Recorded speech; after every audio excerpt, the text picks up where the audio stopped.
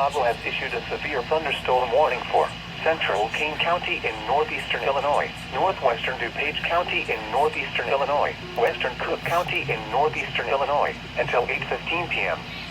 At 7:37 p.m., two severe thunderstorms were located near Valley View and Elder, moving to 10 miles per hour. Wow, that's the 60 miles per hour with gusts and half-dollar-size hail. Source: radar indicated. Impact: hail damage to vehicles is expected. Expect wind damage to roofs, siding, and trees.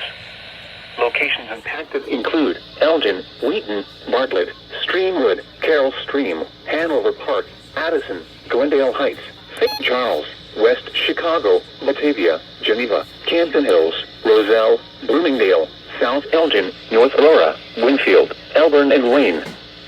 For your protection, move to an interior room on the lowest floor of a building.